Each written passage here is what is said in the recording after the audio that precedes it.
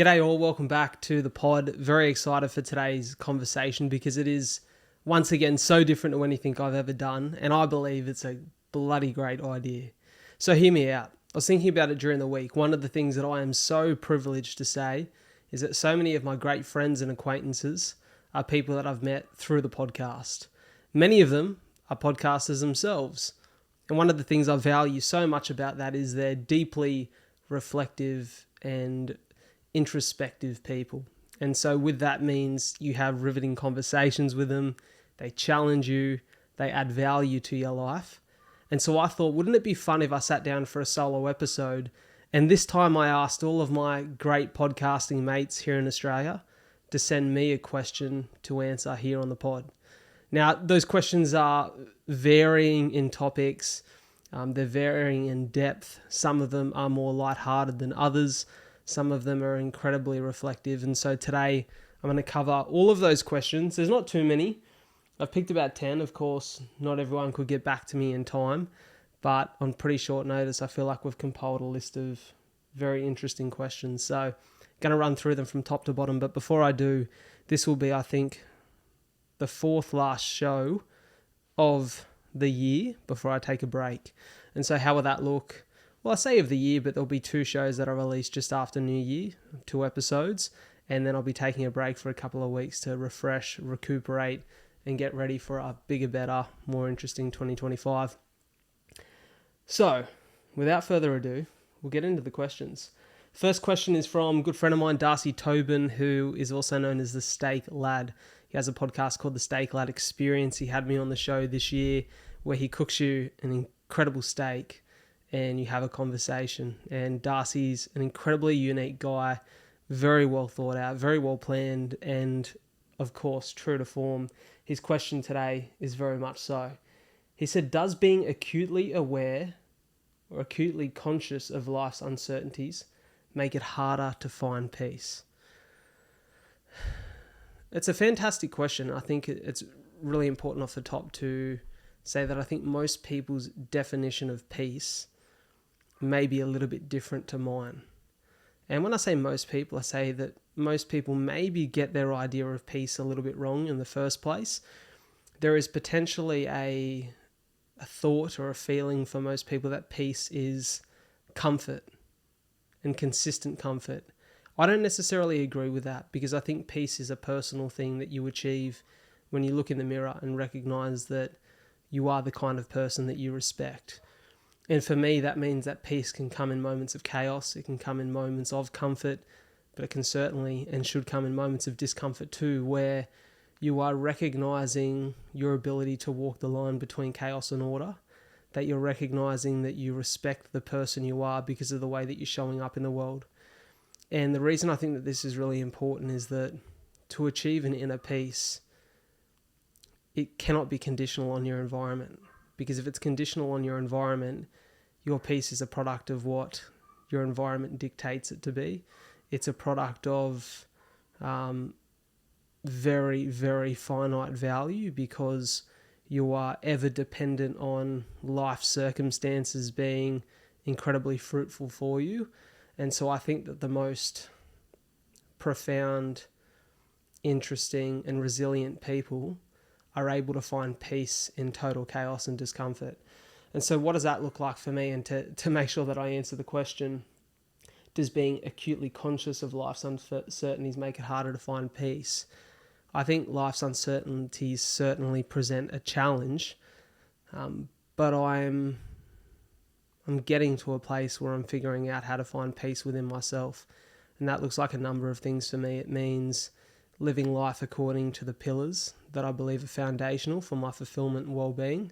Those pillars being my health, majorly so, my relationships, having a sense of meaning and being able to do meaningful work, having an environment that's conducive to fulfillment and self-betterment, but also consistent learning, and whether that's learning about myself, learning about the world or other people, I believe all those things are conducive to me being at peace.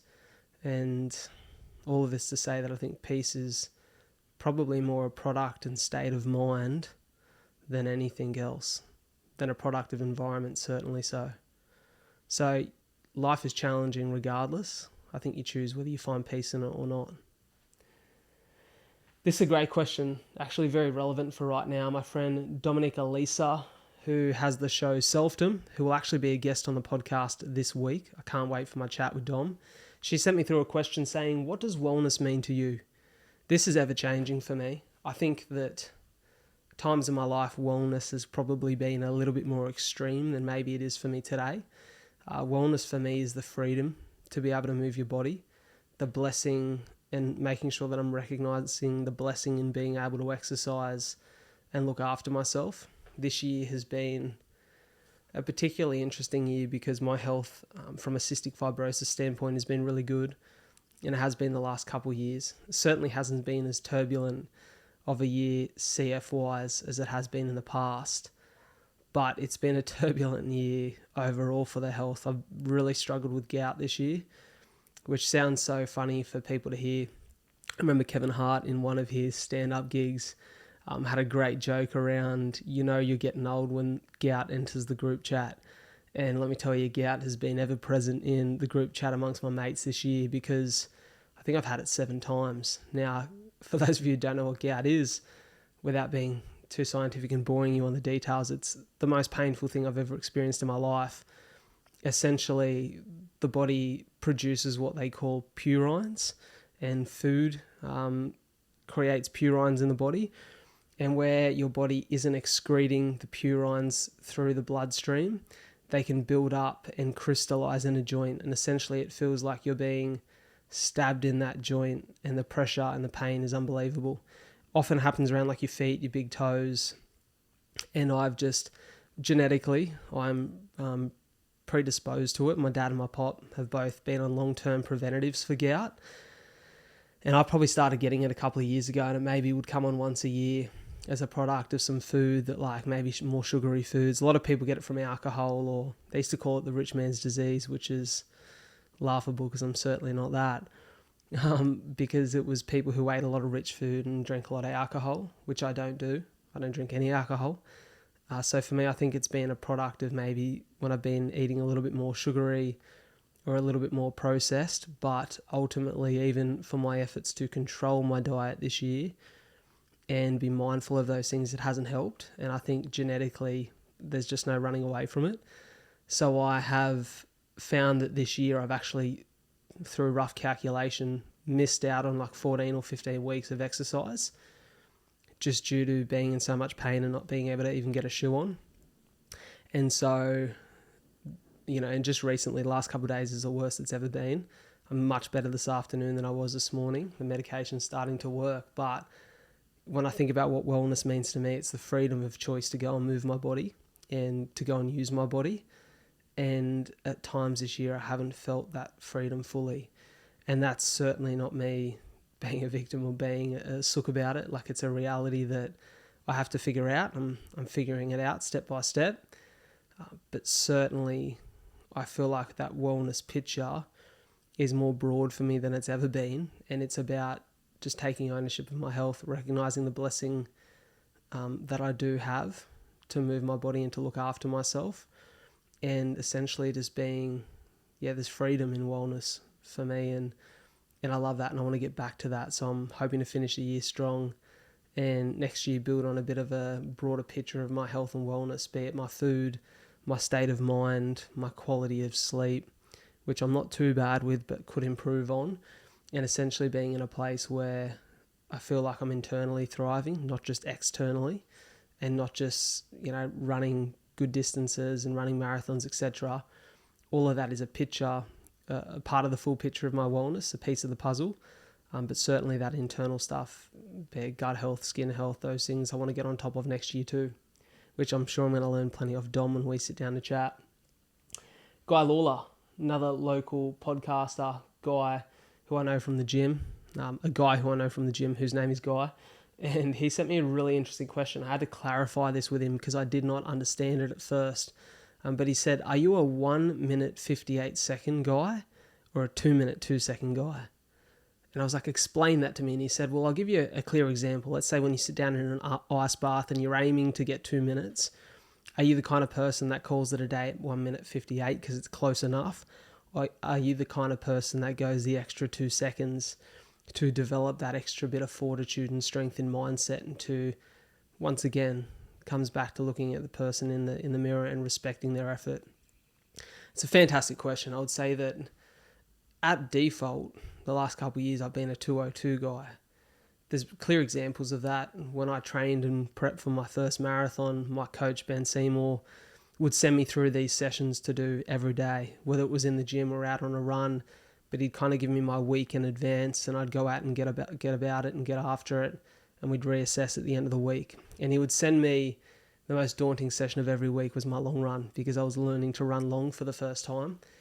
And there were times where that long run was so outside of my realm of understanding, because I'd never run distances like that before, that it was mentally challenging. But I had a rule that every time he would send me a bit of a guide, so he'd say, I want you to run 17 to 19K today. And I would go out and run 20. And there was a few reasons. Firstly, I wanted to prove to him that I was capable of the training that he was setting for me. But most importantly, I wanted to prove to myself that I wasn't the kind of guy that just stopped at the finish line. I had extra in the tank, and I think that mental fortitude and confidence you build up through the product of just being competent at the task that's been given to you really develops your mind over the course of the weeks of training for anything. And that can be applied to anything in life. Like, are you the kind of person who just calls it a day because it's easy and convenient, or do you go above and beyond? However, one of the challenges that poses for me now is that, and this is where, life is ultimately a balance, and you're trying to find that at any given time. And I don't think you're ever always mastering it. You're always just kind of figuring out and finding the line. There's times in my life where I think I could benefit from being a 1 minute 58 second person, where I could benefit from knowing whether it's my ego telling me to go to 2 minutes and 2 seconds, whether that's going to be any value to me at all, or whether there's times where I could strip it back and say, hey, just be content with where you're at and know when to call it a day. And that's a real challenge for me. I'm so highly strung and so ambitious that sometimes I find it hard to peel life back and just be a little bit more content. And so I would say that one thing I'm trying to do this year is develop the self-awareness to know when it's time to push the extra 2 seconds, or when it's time to walk away with 2 seconds left on the clock. And I think that's a skill in itself.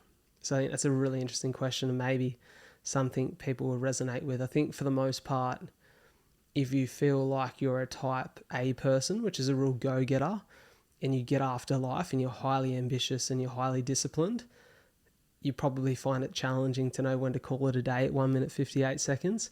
If you're a type B person who is highly unmotivated, lacks discipline, and lacks a bit of gusto in life, you'll probably find a lot of value in pushing yourself above the standards that you set for yourself consistently.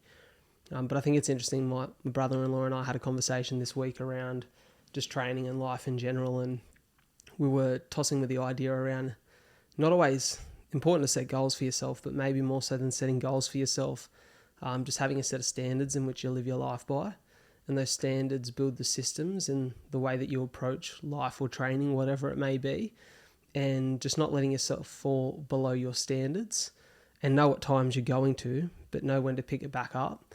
And I think if you have a set of standards that are almost like a constitution for the way that you live your life, maybe that's where that self-awareness comes from. So something I'm playing around with at the moment. But great question. My good friend Cooper Chapman from Good Humans podcast, he sent me through a very niche question, but a question that I think would be a lot of value for the audience. He said, what advice would you give to others living with chronic illness who want to share their stories or become public speakers? Interestingly, as niche as this is, it's a question I actually get asked quite a lot by people like myself who have grown up with a chronic illness or been challenged by some kind of health hurdle and want to get into the space of firstly learning how to talk about it, to share a little bit more about it, whether that be to lift a weight or a burden off their own shoulders, or whether they're at the point where they feel like they've become very comfortable in that vulnerability and they want to start sharing and connecting with others who have had a similar experience in order to hopefully provide some value or add some insight to them and to help them and to be a figure of inspiration. And I think my first piece of advice would be, if you're at stage 1 where you haven't really talked about it yet, maybe start to write about it or find an outlet amongst friends or family to start to discuss some of these ideas and thoughts and feelings. I think that in order to get on stage and be a keynote speaker and to do it consistently, it's very challenging. It's something I still am challenged by, is getting on stage as consistently as I'd like to. Like, eventually I'd love to be speaking almost on a full-time basis, doing 50 plus gigs a year. But it's so challenging to get there, right? Because the upper echelon of speakers who get booked consistently has been set at a very high standard, and they're professionals who have been in the industry for a long time. I've been in this space for 3 or 4 years now, probably 3. And I've found that in order to get on stage and provide value, to be able to tell a story and build context around your experience that is firstly relatable, but then can actually provide actionable insight for an audience, firstly takes you having a good understanding of the experience that you've been through. And I think to do that, you can find a lot of value in writing and journaling about it. You could find value in stepping into the podcast space first up, where you're guided by a conversation with a guest, and with a host, I should say, and finding those moments that seem to resonate highly with an audience. For me, I had an opportunity to do that through my own podcast here. So maybe it's you create a podcast of your own, and it's not even necessarily that you have to release those conversations, but you start to articulate your experiences and your feelings. You learn to put words to feelings and moments in your life. You learn to tell stories, and ultimately the development of your storytelling skills is what will help keep your keynote interesting, and what will help you find value in the experience that you've had to share with others, is to continually reflect on the value that your experiences have provided you. So you almost need to treat yourself like an audience member at times, and in that, sometimes remembering to walk the walk, not just talk the talk, which is always a challenge for any keynote speaker. So yeah, I think certainly just start with the things that you can control, because it's very hard to get on stage. The barrier to entry is quite high in the sense that, I think you've got to be willing to do a lot of free work, right? I've done so many free gigs for so long. For a couple of years, I was doing free gigs because you need repetitions to develop your skill set. And unless you are a figure who's become very relevant in the media and you're quite accomplished as a speaker and very competent, you're not going to get on stage for big money immediately. That's a big challenge, and you need to prove yourself before agencies will often sign you. So yeah, if anyone's got any questions about that more deeply, certainly feel free to send me a message, and happy to share some insight there. My good friend Chris Griffin, who had me on his show this year and has been on this show, the back end of 2023. Chris has a podcast called The Pocket, which is rapidly growing. He's one of the most uniquely interesting, highly motivated, incredible guys in this space in Australia. I think he's got a lot of value to share, and I certainly learned from Chris. He's such a great guy. His show, The Pocket, is fantastic, and he sent me through a 2-part question. The first part being, if you could wake up next Tuesday and live your dream average Tuesday, what would you do? And the second question, if question 1's answer isn't reflective of your life now, what's holding you back? That's a great question, Chris. If I think about, I like this idea of the dream average Tuesday, because I think we tend to think about our dream life in extraordinary terms. And when you ask somebody what their dream life looks like, they usually paint the picture of super yachts and, fancy holidays and caviar for dinner and 3-course meals. But the reality of life is, maybe there's certainly some people who live that way every day, but I think that your dream life is probably simpler below the surface than you realize. And what I mean by that is, you can only go out for dinner so many times a week before you crave the home meal. And that's just another metaphor to say that there is a certain level of routine, consistency, and simplicity that most people would want in their dream life if they were actually living it. And for me, what does that look like? That looks like I would love more freedom of time. I was recently listening to psychologist Morgan Housel, who speaks a lot about the psychology of money. He was on Andrew Huberman's podcast, and he said most people want financial abundance because they believe it's going to make them happier and more fulfilled. And there is an element of truth to that. It's certainly not the answer to all of your happiness and sense of fulfillment. But he said, I think that financial abundance without freedom is almost completely invalid in the happiness and fulfillment equation. And of course, I don't want to quote Morgan here word for word, but this is how I understood it. He said that you can look at a partner in a law firm who's making $5 million a year, and you would argue that they have incredible financial abundance and are living a very good life. But if they have absolutely zero freedom because they're bound by their role as a partner of a firm who's spending 70, 80 hours in the office a week, that lack of freedom will ultimately have them feeling a lack of happiness and fulfillment. He said, I think that abundance financially and freedom have to come together as two parts to give you a sense of freedom and abundance. Like it's one can't exist without the other necessarily if you want to feel fulfillment and happiness. And so I think that freedom is certainly a big part of how I think about my day-to-day life and what I'd like it to look like. Of course, there are responsibilities that everybody has in their job, regardless of what you do. There's certain responsibilities and disciplines that will exist regardless of your job and your output. For me, what I would like it to look like is I'd love to be in the podcast studio more than I am at the moment. I'd love to be recording, 3 and releasing 3 episodes a week. That is certainly a future goal. I would like to be on stage 50 times a year, almost once a week. Why those frequencies? Well, certainly because I think that the consistency of working at your craft or something you love, you develop your skill set and become more competent at it. And I find a lot of joy in developing the skill set of these things that I love to do.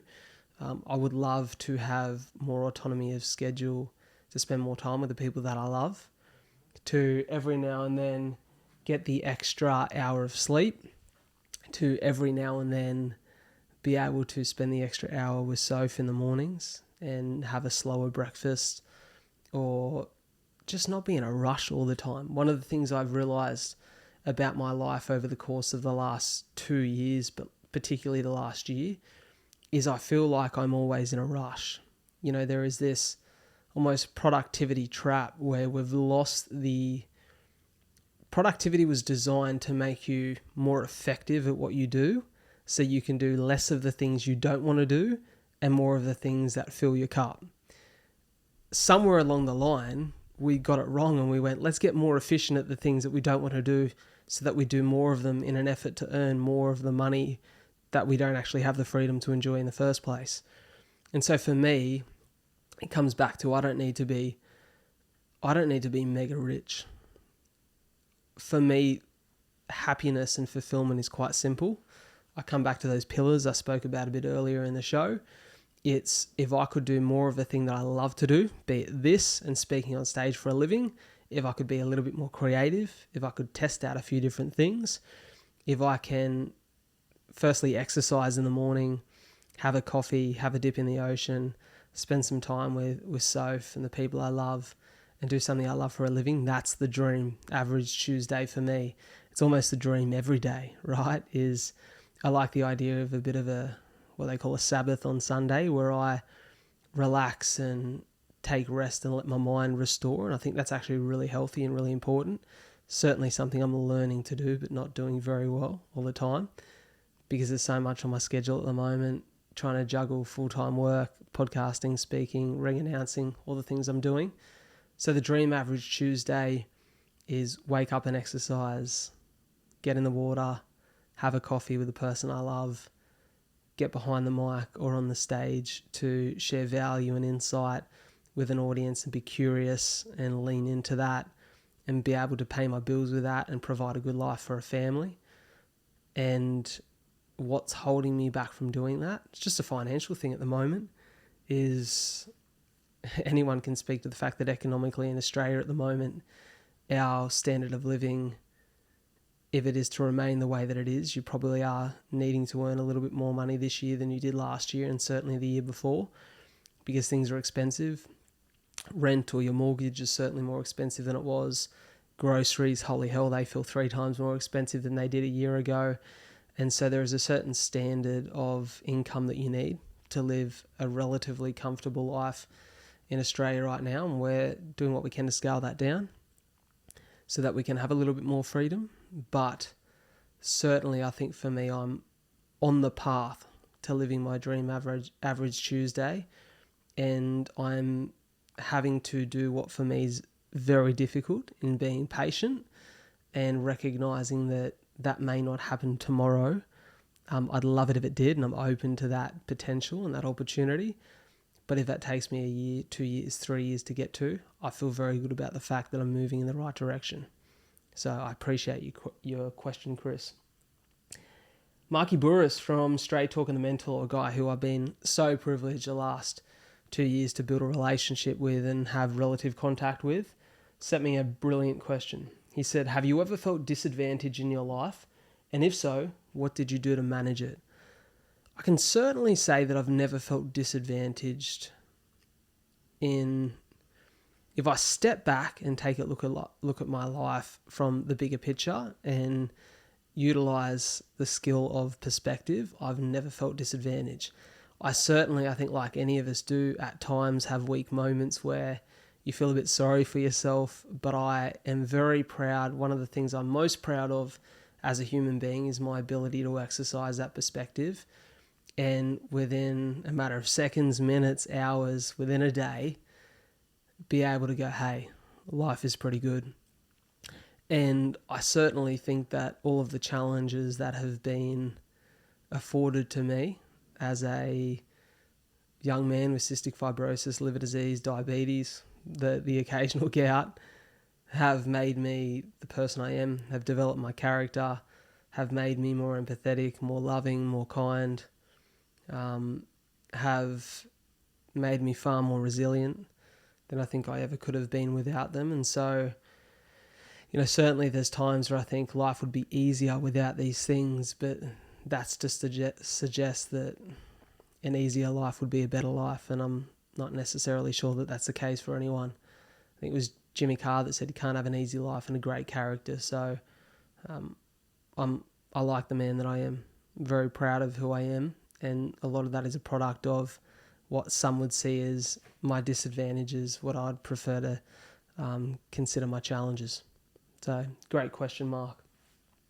My good friend Gemma Speg from the Psychology of Your 20s, who I'm consistently in awe of. I sent Gemma a message last week just congratulating her again on what an incredible year she's had. It was last year, 2023, that she was number 19 on Spotify's global charts for the year, which is just incredible.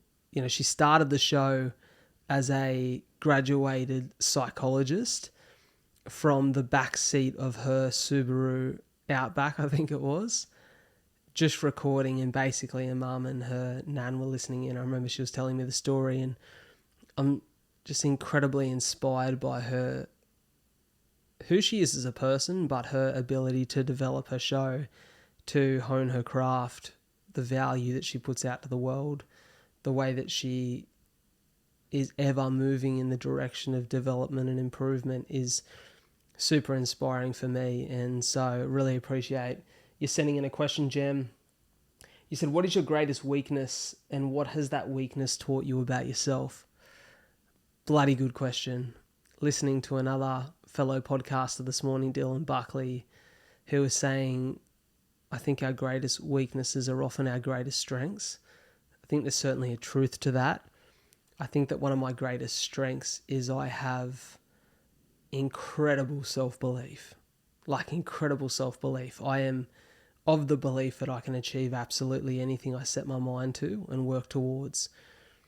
And it is also my greatest weakness in the sense that it, to be actually very relevant, I'll pull up a quote that I heard on Gemma's podcast a little while back that resonated with me so highly. It hit me like a fucking Mike Tyson uppercut to the chin.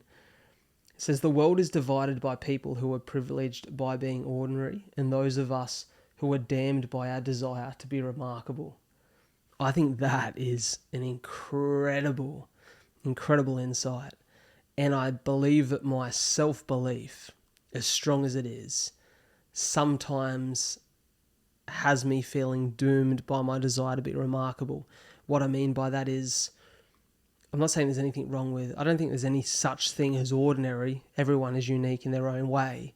But maybe by ordinary, we're discussing society's means of ordinary, which is get a job, tick the boxes, come home, dinner with the family, sit in front of the TV. There's nights where I like that.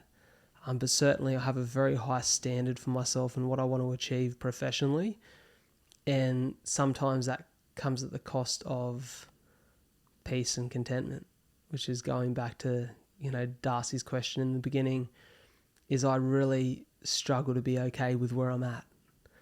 And I'm trying to learn to walk the line between ambition and appreciation, which you would have heard me say 1,000 times on the podcast before.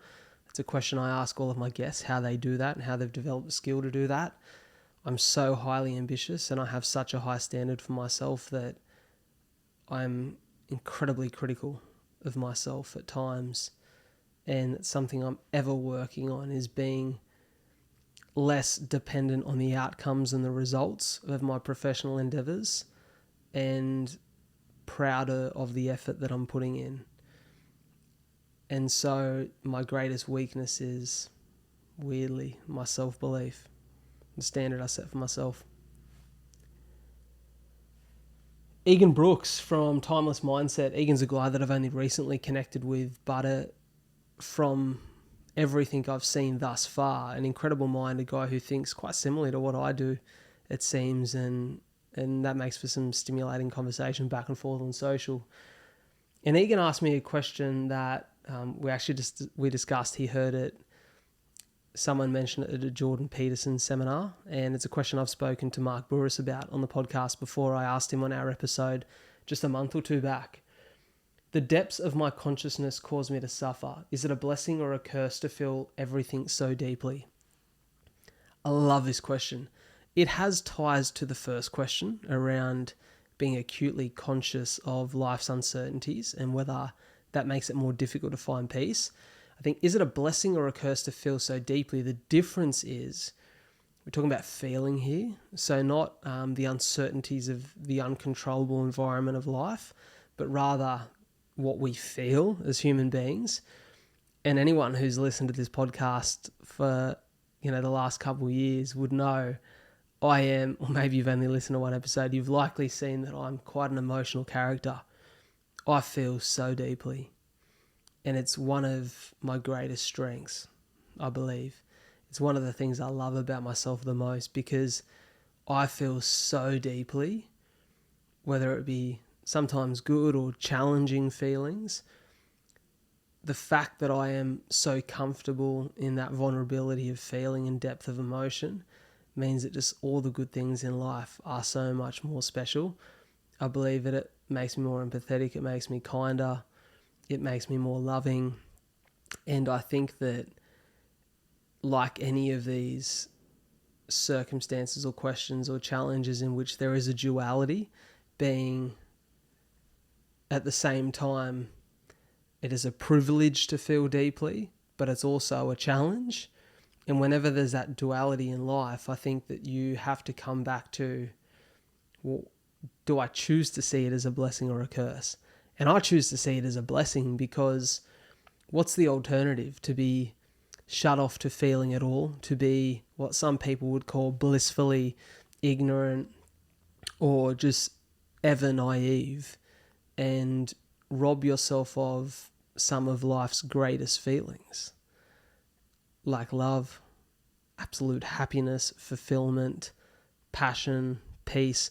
All of these things at their utmost are a product of being able to lean into them and allow them to come up within you. And so I think it's an absolute blessing, but it can certainly be challenging at times. My friend Keisha Pettit from Life Uncut. Keisha was on the show this year. I think she was the second episode of the year. She's such a wonderful human being, so supremely talented. One of the things I say to Keisha all the time is Keisha is a producer of one of the biggest shows in the country, Life Uncut. And so she's not always behind the mic as one of the stars of the show. And I think I've seen Keisha flourish more this year as a host. But she has such an incredible ability as a host, a storyteller, a conversationalist from her years in radio. I know there's probably some exciting projects ahead of her the next couple of years where she's going to get the opportunity to flex that a little bit more. But one thing I say to her is I don't think she recognizes how talented she is. So I want to say to Keisha, if she's listening, you're so talented. Continue to believe in that. Maybe believe in that a little bit more because you're so good at what you do and I take a lot of inspiration from you. She's asked me a great question. What's something that you've changed your opinion on since podcasting? Is there a topic that you previously discussed that you feel you would answer really differently now? I think one thing that's certainly grown in me over my years of podcasting is my empathy. I was always a kind kid and a kind young man, but like we all do, you are experiencing your life and your circumstances, and especially as a younger person, when you've not stepped outside of yourself or experienced a world that's very different to yours, you can have maybe tunnel vision views.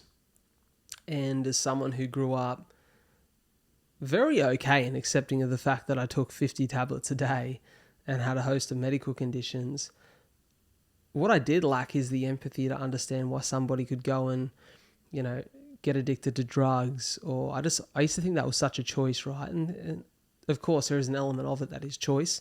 And I'm a big believer in not being a victim of anything. But when I started sitting down with people on the podcast who had had different life experiences to me, hearing their stories, hearing their perspective on their own experiences, I started to draw parallels between how they could have made the decisions they did, how they had gone down the path that they'd chosen for their life, be it fruitful or not, and started to realize that I had such a privilege in the way that I grew up. And I knew this, but I knew it in the context of my own experience, not in the context of others.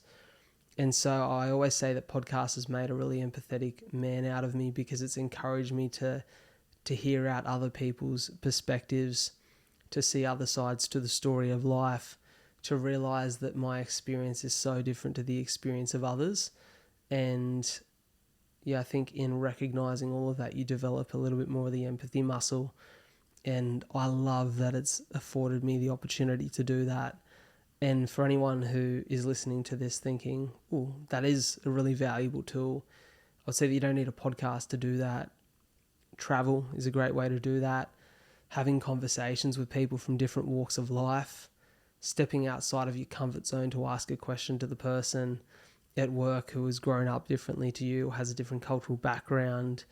And I think as humans, having grace for each other to ask what some might consider silly questions. I heard the other day on Jay Shetty's podcast, a clip, he was saying, we often judge ourselves by our intentions, not our actions, and we judge others by their actions, not their intentions. So having the emotional intelligence to decipher whether somebody's intentions are really good in the questions that they're asking, and being able to afford each other the grace to ask unique, different, challenging questions in order to develop empathy and further understanding for each other and all of these unique experiences that we're having. I think the world would be a better place if we could do that. It'd certainly be less divided. Lockie Stewart from The Man That Can. Lockie and I have been guests on each other's podcast. Lockie's actually at the moment in the process of training to run 58 marathons in 58 days. He's doing that consecutively across the 50 states of the US and then the 8 states and territories of Australia. He's an incredible guy, incredibly wise, and has had such a polarity in the experience of his life. And I think that The Man That Can, being the title of his podcast, and his business being the Better Man Project, I think it is certainly a testament to his life story. So For anyone who's on that journey themselves, certainly worth checking Lockie's stuff out. He said to me, what's one thing that truly stretched you this year? What negative thoughts went through your mind and how did you overcome the thoughts? I touched on it earlier, man, the gout thing. It sounds a little bit novel on the surface because it's quite funny that a 28-year-old man is talking about an aggressive history of gout, especially a man who doesn't drink and does all the right things from a health perspective. But it's just certainly challenged me in the moments of immobility where I get so much peace of mind and so much fulfillment in exercising every day just for my overall health. And it's really, really challenged me this year that I've spent 14 or 15 weeks sitting on the metaphorical sidelines of life waiting for this difficulty to pass just because it throws a spanner in the works the way I live my life. When I have gout, I might average like 2 hours of sleep a night because of the pain. And also because of my liver disease, there are certain treatments that could allow me to get rid of gout a little bit quicker that I can't exactly utilise. And it has stretched me a little bit this year from a resilience perspective. It's forced me to be more compassionate of myself.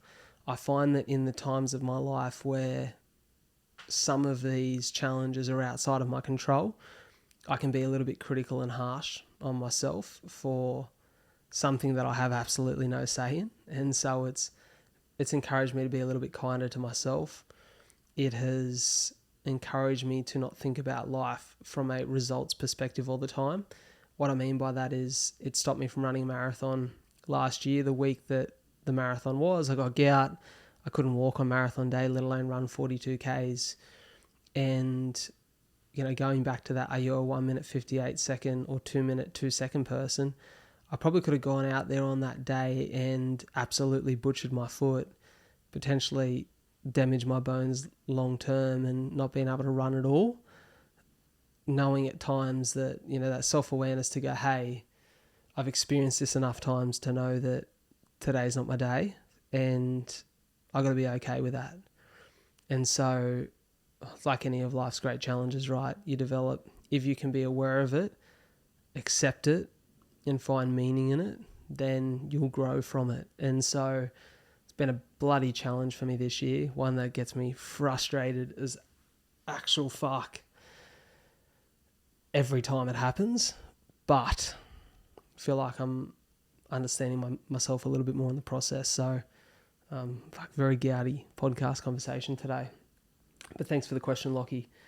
Certainly something that Lockie's going to experience over the course of the next couple of months when he's running these marathons is that not every day will be your day, but I guess he's got a commitment to get to the finish line. So I'm excited to watch that. And certainly when the time comes, everyone should get behind him and support him. Keegan Hipgrave from Keegan and Company. Keegan's story is incredible. Keegan was one of the best up-and-coming prospects in rugby league, made his NRL debut, played a couple of incredible seasons for the Gold Coast Titans, the Parramatta Eels, and unfortunately, due to a consistency of really bad concussions, had to leave the game early, at the age of 25, I think. And Keegan's a very reflective, introspective guy who has just such a kind head on his shoulders. He's a brilliant conversationalist. I love listening to his podcast. He has a take due to his personal experience in rugby league that, when he's sitting down with other athletes, I find so valuable, and is making a real effort to make a dent in the mental health community and in the mental health movement, probably the more relevant word there, because his studies in psychology and the work that he's doing, I think, is so relevant for so many people to hear. And he asked me 2 questions and he said, pick one. And one of them was kind of similar to another question I had. So I chose to pick the question, what have you learnt lately that really interests you? Bloody hell, this challenged me, because at first I thought about it from a skill standpoint. And I'm like, I really haven't learned anything new lately from a skill standpoint that interests me. But of course, I'm always learning about myself and I'm always learning about the world. And I touched on this recently in another podcast. One of my biggest learnings and more so what I would call realizations over the last year is that life is not linear. That I think sometimes we think that life works in the sense that we wake up, we have a realization about something we want to achieve, we set a goal, we move perfectly in the trajectory of that goal, we achieve it, we set a new goal and we move in that direction again, and that every year we move forward we move the financial needle forward, we move the health and wellness needle forward, we move our relationships needle forward, we have this idea because we've watched movies and watched the hero's journey that every time you succumb with a challenge that you find a way to overcome it and achieve above that challenge, and it's just really not the truth of life. There are certainly times where that happens and we love those times. It's when you're getting wins and you're in that flow, but to use a sporting analogy, winning streaks don't last forever, and the sooner you're okay with that, and the sooner you stop judging your life based off your wins and your results and your outcomes, but rather by your efforts, I think the happier and more fulfilled you will be. And that's something that I'm learning this year. This podcast is a great example of that. I've been doing this for nearly 5 years now. It'll be 5 years in Feb. And if you would ask me at the start of this journey, 5 years, where will you be? I would have thought global domination because of that, once again, self-belief that I have. The truth is I'm so far from that. I'm still trying to figure out how to make some form of a living from this. I'm still trying to figure out how to get myself in a studio consistently without burning through my life savings.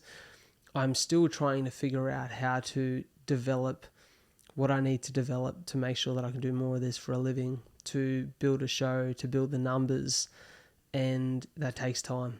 And one thing I can say for certain is that I'm really proud of my effort. And so maybe call it convenient that I'm starting to judge myself on my effort more so than my outcomes or my results.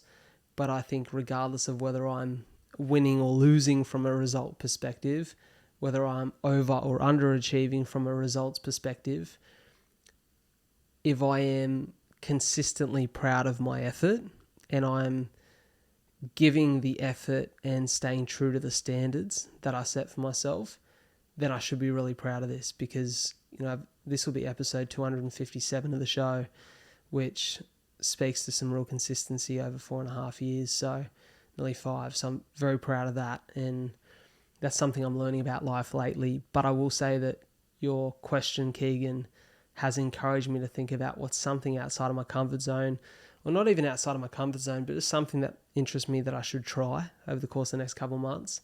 There's a bunch of different ideas in my head.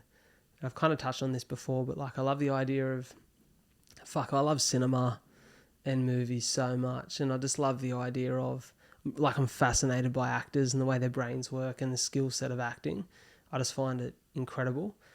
And I think, should I just go do an improv class one time just for fun? Not because I expect to be an actor or I want to be in Hollywood, but just because that would be a fun exercise. Should I sign up for a stand-up gig and I've just got to come up with the best 1 minute of content and 1 minute of stand-up work on stage and just challenge myself to be uncomfortable because it would be fun? Should I book to go and do some archery and learn how to shoot a bow? Should I pick up the guitar again? I think that so many of the things that I do in my life, kind of out of necessity because I have very little spare time, are about something that's moving the needles of life forward as opposed to just things that just interest me. And so I've got to be better at that. Start to be a little bit more selfish. Fucking challenge sometimes, but I'm going to try. So here's to 2025, the year of trying new things.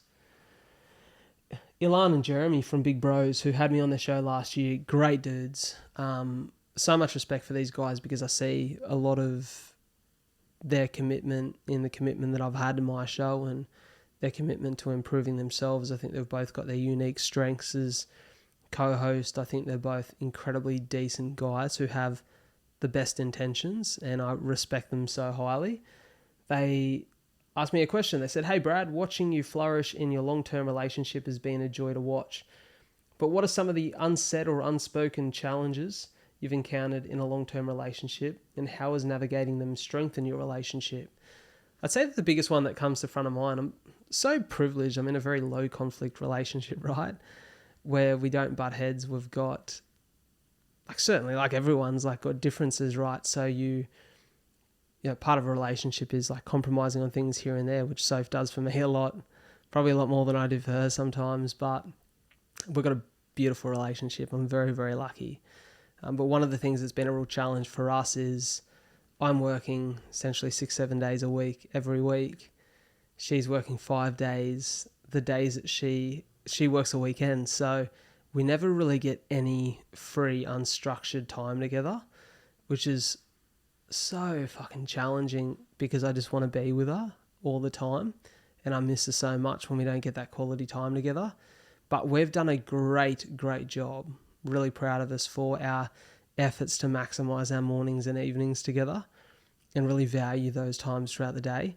And certainly I acknowledge that we probably spend more time with each other than most partners do because we're what some people would call whipped or a bit cringy or whatever because we bloody love each other so much. But I love that about our relationship, and I love that, we make a real effort to train together.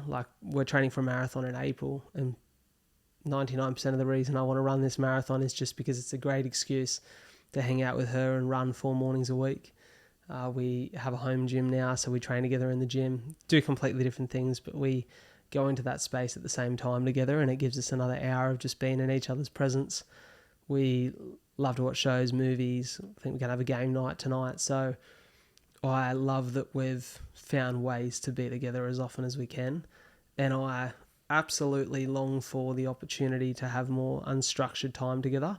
I heard Andrew Huberman speaking about this recently, speaking about one of his professors at Stanford who took him under his wing, a lady named Barbara, who passed away quite young, in her 50s, and her 2 daughters at her funeral spoke about, not about her personal and professional accomplishments, but rather the fact that they love that their mum spent so much unstructured time with them, be it the moment that she'd walk past them and they were playing a game and she'd sit down and play too, or catching them in a conversation, sitting down and inserting herself into it.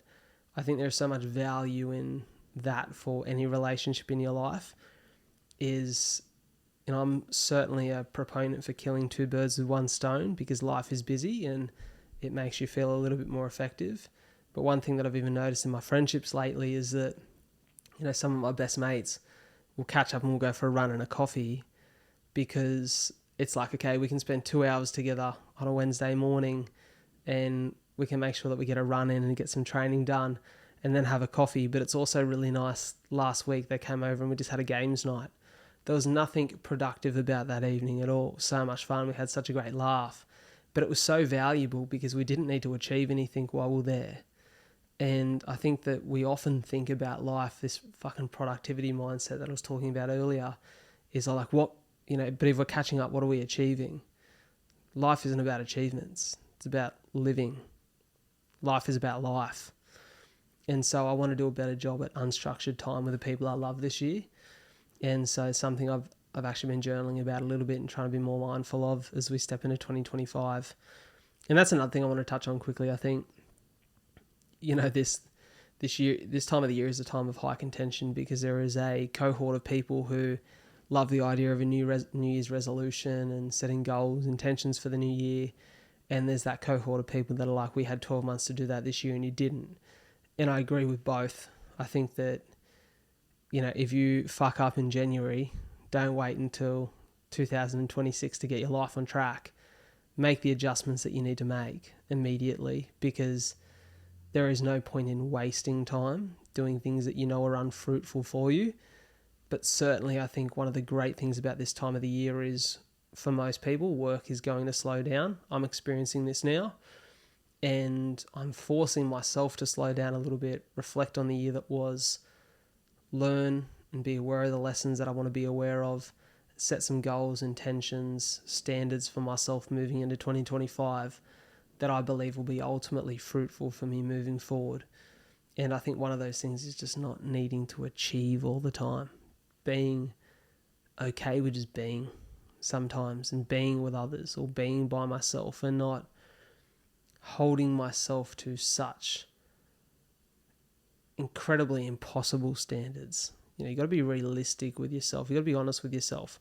Dream big, have big goals, be ambitious, yes, but not at the detriment of yourself. And that's a line that's hard to walk. So something I'm working on a little bit.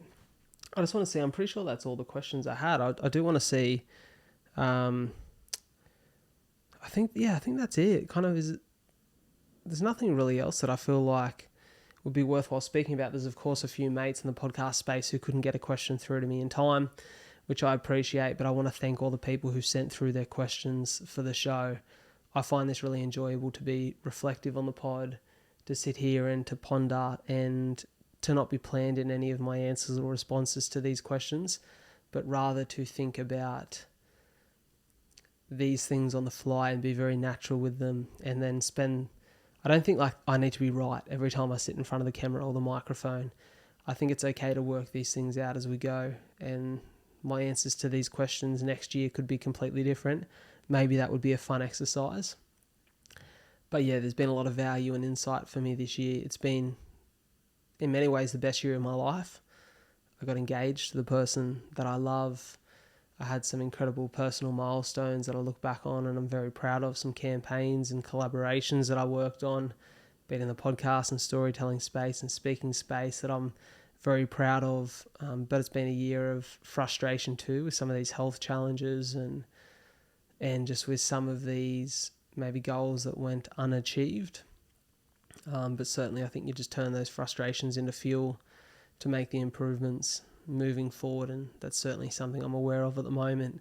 I think the question that I'd want to ask everyone here, if I can, as a podcaster, that I won't necessarily answer myself right now, but I think would be interesting for you all to answer in your own time of reflection at the end of this year, is what is the realization that comes up every year when you reflect on the year that was, that you haven't changed, that you haven't actioned? Because I know there would be one thing that each of you resonate with when you hear that question. Like, what is the one thing? Is it that you keep saying you're going to get your health on track, or you keep saying you're going to face those fears or those insecurities that you have so that you can potentially meet the person that you want to spend your life with?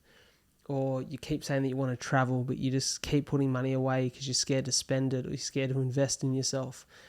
Or you fucking hate your job, but you've been there for 10 years. Like, don't think so little of yourself that you think that opportunity is so sparse.